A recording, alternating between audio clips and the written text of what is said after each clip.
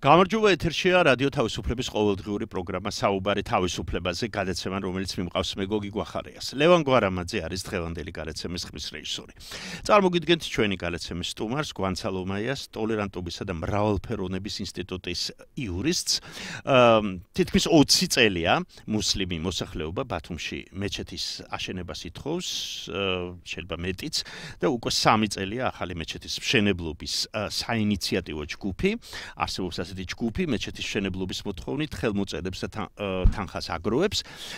ეს თემა ხელახლა გახდა აქტუალური მას შემდეგ რაც აირჩიეს აჭარის მთავრობის ახალი თავმჯდომარე, რომელმაც აი სწორედ არჩევის წინ ეს არის საინტერესო ის კი არჩევნებამდეა კენჭისყრამდე და არა მხოლოდ კენჭისყრის შემდეგ თორნიკე რიჟვაძემ განაცხადა რომ აჭარაში ქართული ფულით აშენდება მეჩეთი.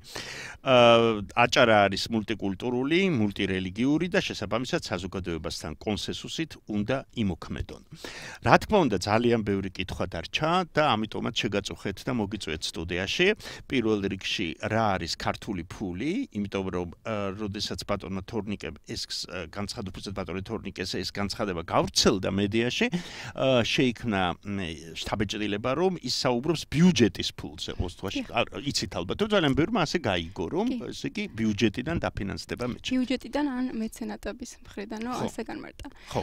შემდეგ უფრო დააკონკრეტა რომ ქართულ ფულში როგორც მე გულისხმობს კერძო ფულს, ხო? ასე ვთქვათ კერძო მეცენატების და არა ბიუჯეტს. პირველ რიგში მოგესალმებით. მადლობა მოწვევისთვის და ამ თემით დაინტერესებისათვის. დიახ, ანუ ეს რიჟვაძის ახალი თავმჯდომარის განცხადება არის ძალიან აქტუალური და ძალიან დიდი რეზონანსი გამოიწვია, თუმცა ჩვენთვის ამ თემაზე მომუშავე არასამთავრობო ორგანიზაციებისთვის მას ახალი არაფერი არ ვთქვამს. ისევე როგორც მუსლიმი თემისთვის არ თქმულა ახალი. ძალიან აპრობირებული მეთოდი არის და არ არის ახალი, როდესაც პოლიტიკური პარტიის წარმომადგენლები და პოლიტიკური აქტორები წინასაარჩევნოდ საკმაოდ კარგად მომგებიანად აპელირებენ ამ თემით, ბათუმში ახალი მეჩეთის მშენებლობის თემით. ისინი წინასაარჩევნოდ ან რაიმე სახის კრიზისების დროს აჭარაში მუსლიმ მოსახლეობას პირდებიან რომ ისინი ხელს შეუწყობენ და პირდაპირ რომ ააშენებენ ახალ მეჩეთს. ჩვენ შეგვიძლია გავიხსენოთ იგივე ბატონი ბიძინა ივანიშვილის დაპირება 2013 წელს, როდესაც იგი საკუთარი ფულით აპირებდა მეჩეთის აშენებას და ამბობდა, რომ 30 მილიონს საკუთარი სახსრებიდან გაიღებდა.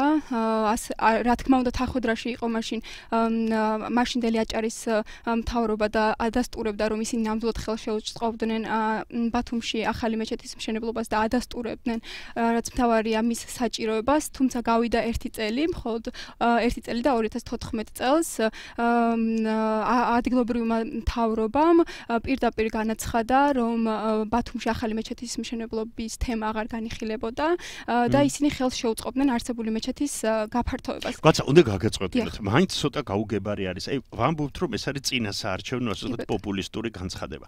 ჩვენ ხო ვიცით, რამდენი მოწინააღმდეგე ყავს თავად მოსახლეობაში მეჩეთის აშენებას, ამ იდეას.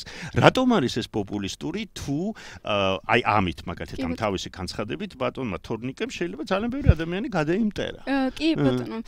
პირველ რიგში მათ არ აწყობთ კრიზისული სიტუაცია, რაც შეიძლება გამოიწვიოს ბათუმში მუსლიმებისათვის პირდაპირ უარის თქმამ ახალი მეჩეთის მშენებლობაზე.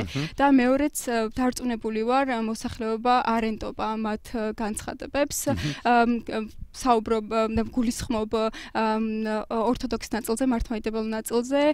შესაბამისად ამ პერიოდამდე მათი განცხადებები არ აღიქმებოდა სერიოზულად და სანდოდ არც მუსლიმი თემის მიერ და არც ქრისტიანი თემის მიერ. ვფიქრობ ახალი თავმჯდომარის განცხადებამ რაც გამოიწვია ამ ბოლო პერიოდში რეზონანსი, ეს დაკავშირებულია ძირითადად ნეონაცისტური ჯგუფების აქტივობებთან, რომელიცაც ახასიათებს მზარდი აგრესიულობა, უფრო ხილვადები გახდნენ ბოლო პერიოდში და მე შინია რომ შესაძლებელია ძალიან მარტივი გახდეს, მარტივი იყოს აჭარაში ნაციონალური სენტიმენტების კულტივირება, ვინაიდან ეს არის ის რეგიონი და ეს არიან ის ადამიანები, რომლებიც ძალიან დიდი ხნის განმავლობაში პირდაპირ ასოცირდებოდნენ თურქებთან, ასოცირდებოდნენ თათრებთან და მათ ამ პერიოდის განმავლობაში ჩამოუყალიბდათ კომპლექსები, შეიძლება ითქვას, რომელიც საჭიროებს საკუთარი ეროვნული იდენტობის დემონსტრირებას, ქართველობის დემონსტრირებას. ამიტომ ვფიქრობ, რომ საკმაოდ სახიფათო თამაშს ეწევა, სახიფათოდ შეიძლება განვითარდეს მოვლენები, თუ ეს დაჯგუფებები, რომლებიცაც ხშირად ხვდებით უკვე თბილისში, რომელთა აქტივობებსაც ხშირად ხვდებით თბილისში, დაიწყებენ გავლენის სფეროების გაზრდას აჭარის რეგიონში. მე მინდა უბრალოდ გავახსენო რადიოსნელს 40,000-მდე მუსლიმი ცხოვრობს, ეს 2014 წლის მონაცემებია აჭარაში და უბრალოდ ბათუმში, მაგრამ 200,000 მთლიანად აჭარაში. აჭარაში 40% არის მუსლიმი, თუმცა მინდა აღვნიშნო, რომ თვითონ ეს 2014 წლის მონაცემები არის, რომელსაც აჭარელი მუსლიმი თემი დიდად არენდობა, იმიტომ რომ შეიძლება ამობენ რომ შეიძლება მუსლიმების რაოდენობა უფრო მეტი იყოს და მათი გამოაშკარავება, მათი იდენტიფიცირება არ ხდება რიგი მიზეზების გამო. და კიდევ ერთი რამ მინდა გითხრათ, რომ ალბათ ბევრმა იცით, რომ ბათუმში არის მეჩეთი,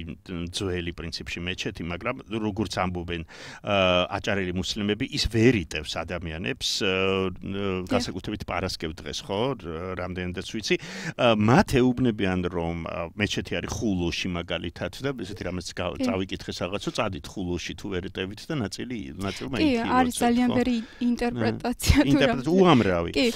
ანუ ეს არის არა ეს კი დემონსტრაცია შეიძლება ასე ითქვას, დემონსტრირება, ასე ვთქვათ, ძალის, როგორც ბევრი ფიქრობს და ღიზიანდება, არამედ ეს ადამიანები მართლა ვერ ეტევიან, უბრალოდ ხო, როგორც შეიძლება თუ არა მაგალითად რომ აქ ლაპარაკია ქართულ ფულზე, სუხაზგასმულია თურქმა ბიზნესმენმა მოინდომოს და აშენოს ეს დარღვევა იქნება კანონის. რეალურად სამართლებრივად ეს არანაირი დარღვევა არ არის. კი ბატონო, არანაირი დარღვევა არ არის, მაგრამ ხაზი მინდა გაუსვა იმას, რომ აჭარელი მუსლიმები ძალიან დიდი ხნის განმავლობაში 1990 წლიდან ითხოვდნენ სახელმწიფოს მხრიდან მიწის გადაცემას, რათა სახელმწიფოს ეზრუნა იმ კონსტიტუციით აღიარებულ უფლებების რეალიზებაზე, რომელიც მუსლიმებს გააჩნიათ ხო საქართველოში. მაგრამ 90-იანი წლიდან დღემდე საქართველოს არც ცენტრალურ და არც ადგილობრივ მთავრობას შესაბამისად და რეალურად არ შეუფასებია იმ პრობლემის სიღრმე, რომელიც მუსლიმებს აქვთ. შესაბამისად ამ თემის თურქეთთან დაკავშირება არის ვფიქრობ თურქოფობიის გამოვლინება და სინამდვილეში ამ თემასთან თურქეთის დაკავშირება კარგავს თემის აქტუალობას, ანუ იკარგება რეალური საჭიროებები და კონცენტრაცია ყურადღება გადადის თურქეთზე და თურქულ ფულზე. და სამწუხაროდ თემა აქტუალობას კარგავს ხოლმე და ეგრევე ვიწყებთ საუბარს, გვინდა თუ არა თურქეთის განაგრძელოს ექსპანსია და გვახსენდება ჩვენი ტკივილები, წარსული, ასე თქვათ, ჭრილობები, ხო? იმის თქმა მინდა რომ ანუ არ არის ეს ახალი და იმპულსური მოთხოვნა აჭარის მოსახლეობის მხრიდან აშენებულიყო მეჩეთი, ისინი ძალიან დიდი ხნის განმავლობაში სთხოვდნენ მთავრობაზე, ძალიან დიდი დრო ჰქონდა მთავრობას იმისათვის, რომ თავად ეზრუნა ამ მეჩეთის მშენებლობისათვის. ხშირად საუბრობენ და არ ასაბუთებენ, რატო უკავშირებენ ბათუმში ახალ მეჩეთის მშენებლობას თურქულ ფულს, ხო? ანუ არასდროს არის დასაბუთებული, არასდროს არის მოყვანილი მტკიცებულებები, რატო გონიათ რომ თურქული ფულით შენდება. ბათუმში ახალი მეჩეთის მშენებლობის ფონდი, რომელიც სათავეში უდგას ახალი მეჩეთის მშენებლობას, აცხადებს, რომ შემოწირული ფულის გადინება, შემოდინება არის ძალიან გამჭვირვალე და დაინტერესებულ პირებს შეუძლიათ ანახონ ყველა სახის დოკუმენტაცია, თუმცა ასევე ისევ განმარტავ იმას, რომ თუ ეს იქნება მეცენატების მიერ დაფინანსებული მშენებლობა, სამართლებრივად ეს არ იქნება პრობლემა და მაგრამ რა იქ პრობლემები არის, ხელისუფლება ამბობს, რომ არც რაღაც ტერიტორიასთან დაკავშირებით იყო საუბარი, რომ იქ ტერიტორია არ იძლევა საშუალებას და აი მეჩეთის გაფართოებისაც და არც ახალი მეჩეთის აშენების. ანუ რა მიზეზები არის იმისა, რომ არ შენდება მეჩეთი? მიზეზები არის რას ეუბნებიან ოფიციალურად ამ ხალხს? დიახ, შენ თურქოფობი განწყობილებით ვერ ეტყვიან უარს, რომ რა თქმა უნდა, ეს ძალიან კარგად არის ვერ ვიტყოდი კარგად არის შეფუთული, მაგრამ სამართლებრივი არგუმენტებით არის შეფუთული, რომელიც ვერ უძლებს კრიტიკას, იმიტომ რომ ძალიან თითიდან გამოწვეული არის. ბათუმისში ახალი მეჩეთის მშენებლობის ფონდმა თავიდანვე განაცხადა, რომ ბრძოლა ახალი მეჩეთისათვის უნდა ყოფილიყო სამართლებრივი გზით. ანუ მათ შეიტანეს ჩვეულებრივი განცხადება, როგორც ხდება ხოლმე როგორც უნდა ხდებოდეს ნებისმიერი საკულტო მშენებლობის აშენებისათვის და მოითხოვეს მშენებლობის ნებართვა. მშენებლობის ნებართვა მე-6 ზონაში, რომელიც არის რომელიც განაშენიანებული არის კერძო სახლებით. ხელი ეშლება თუ ამ ხალხს? დიახ, მაგრამ კანონი იძლევა საშუალებას, რომ ამ ზონაში ჩვეულებრივ აშენდეს საკულტო ნაგებობა იმ შემთხვევაში, თუ არსებობს საჯარო ინტერესი. იმ შემთხვევაში თუ ბათუმის მერია გაიაზრებდა და შესაბამისად სათანადოდ შეაფასებდა ბათუმში მუსლიმი თემის, რომლის დაახლოებით 105,000 არის თუ არ ვცდები, ბათუმში მუსლიმი მრევლის რაოდენობა, მათ რეალურ საჭიროება რო შეეფასებინა, რთული არ იქნებოდა ამ ინტერესის გათვალისწინება გადაწყვეტილების მიღების პროცესში. ანუ ეს მიზეზი იყო მაღალი ინტენსივობის ციტატა ასეთია საცხოვრებელი ზონა. კი ბატონო, მაგრამ ამავე ზონაში საქართველოს სახალხო დამცველს აქვს გაკეთებული ძალიან კარგი რეკომენდაცია და მან შეისწავლა ამ ზონის მიმდებარედ არსებობდა თუ არა სხვა საკულტო ნაგებობები და დადგინდა, რომ იგივე ზონაში არის რამდენიმე მართლმადიდებლური ეკლესია, რომელსაც არ აქვთ, რა თქმა უნდა, მშენებლობის ნებართვა და ყოველგვარი ნებართვის გარეშე არის აშენებული და მათ შორის რამდენიმე სახელმწიფოს ტერიტორიაზეც კი. ამ მოცემულობაში ცხადია არ არის რთული ვისაუბროთ დისკრიმინაციულ და შერჩევით პოლიტიკაზე ბათუმის მერის მხრიდან.